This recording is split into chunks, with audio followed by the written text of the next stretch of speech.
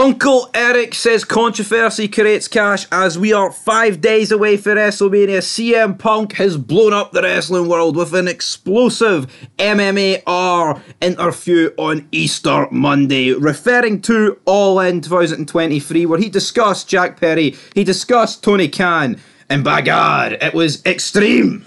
Yeah, he's going to discuss how he could crack them all like a hollow chocolate Easter egg, and I'm sure he could. CM Punk never won a UFC fight, but I'm sure he's good enough to beat up everybody on the AEW roster, buddy. I wonder if Jack Perry eats real Easter eggs, or does he want the fake ones that CM Punk suggested? Oh, the fake chocolate, buddy. So where do we start? CM Punk just coming out.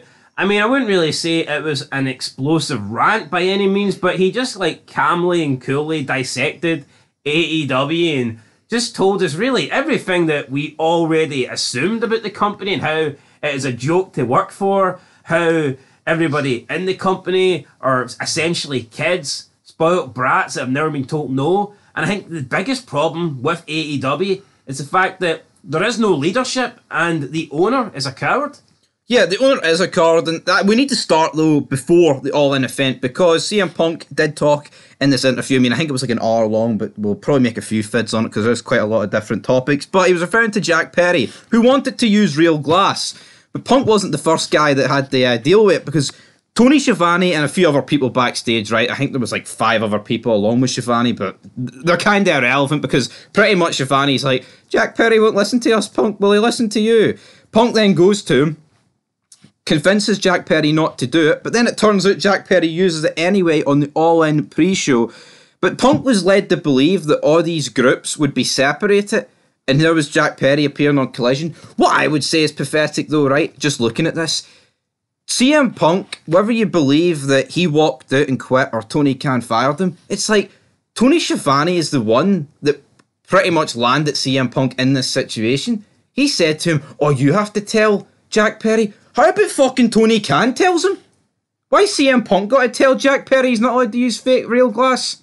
No, seriously, what is that all about? That's Tony Schiavone passing the book. This is supposed to be a guy that's been in the business 40 odd fucking years. No passing the buck. Passing the buck, passing the book. Tony Khan doesn't know how to book, and I think this is weak for Schiavone. Would JR do this? Oh, please, Mr. Punk, tell Jack Perry. Jack Perry's a midget.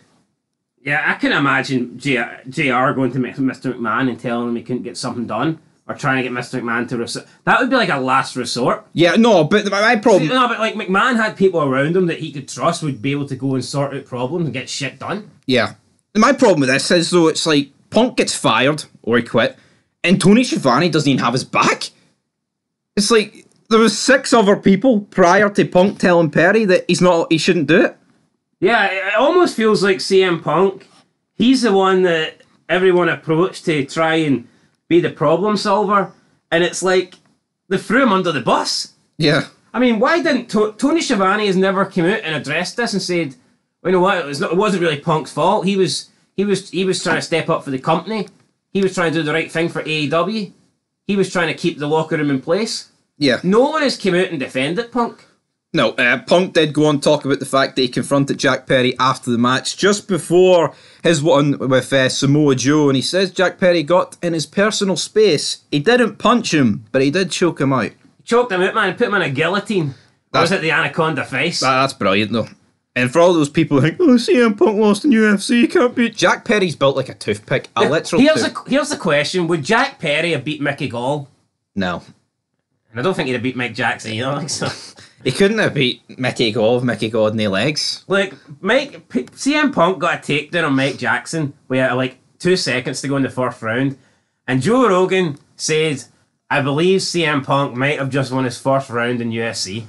So that to me is closer than anything Jack Perry's going to do. Yeah, and Jack Perry, though, prior to this... But by the way, all 3 judges gave it the scorecards 3-0 to Mike Jackson, but... Jackson. Joe Rogan thought CM Punk won it, so...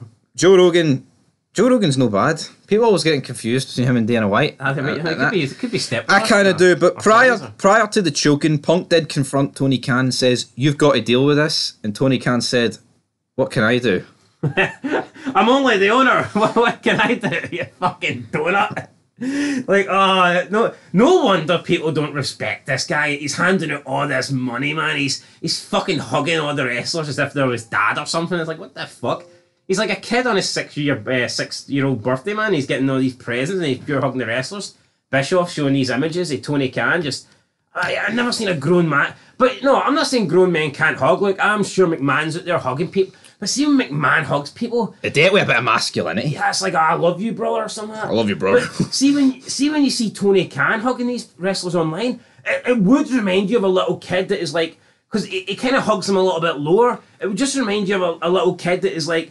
desperate to hold on and not let go because it reminds you of a kid hugging somebody at a signing convention. You know, like they feel like protection, or it's like, oh, I love you, you're my idol, you're my everything, and it's like, what the fuck, Tony, man, seriously? Tony. Why didn't Tony go up and hug Jack Perry around the neck and try choking him out? Aye, why didn't he do that? Punk then revealed that he told Tony Khan after the incident, this place is a fucking joke, you're a clown, and he then revealed that he actually quit AEW. So I guess it doesn't really matter if Tony fired him or he quit, because it seems like he was just going to leave anyway. Yeah, I mean, it was either his contract runs out, he gets fired, or, you know, what something like that. I think it was always going to end in Punk leaving, despite who actually left, or who fired who, or who walked out on who. Yeah. Just like one of those things. He then said, I don't like the drama, but the truth is the truth. He's not a boss. He's a nice guy. That's a detriment to the company, but it's not my company. That's when he was asked about Tony Khan. Yeah, he's not a boss. He's a tool. That's what he is. I know, but I actually have no malicious. Like, I don't hate Tony Khan or anything. No, he's a tool, though.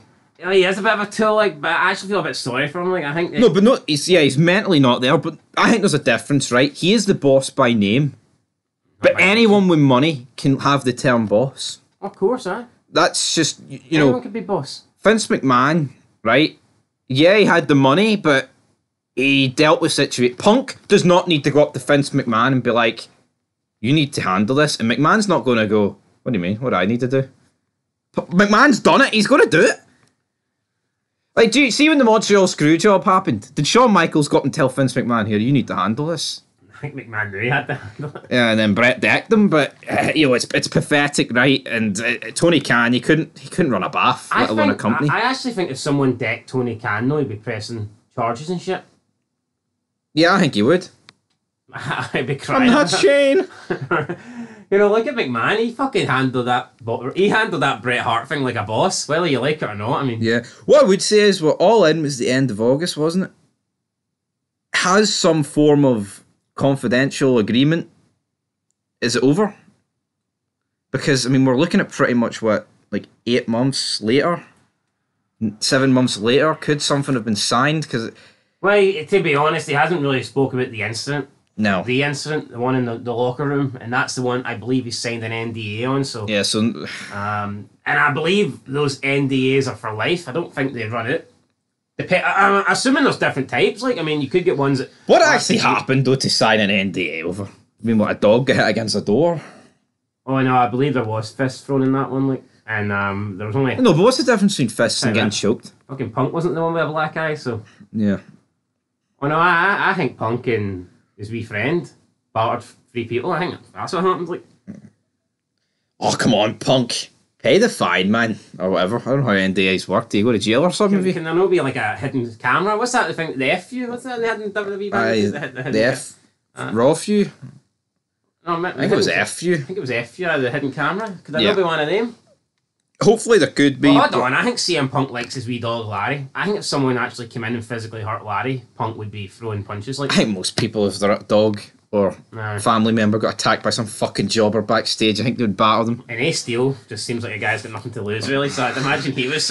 Steel, but yeah, Jack Perry did tell Punk that what are you going to do about it, and then Punk choked him out, so... Oh, there you go. That's it, guys. Jack Perry choked it, jobbed it, and you know what, he's cost AEW a lot here. Jack Perry? Aye. He has, but you know what, I mean... It's Tony Khan's fault. CM Punk was even saying to Tony Khan, it's not even going to work, this show and stuff like that. So, I mean, even though I think that Jack Perry incident pushed it over the edge, it's like every pay-per-view, when it comes to the pay-per-views, they're going to be there. You know, Punk's going to be around, the Young Bucks and Omega.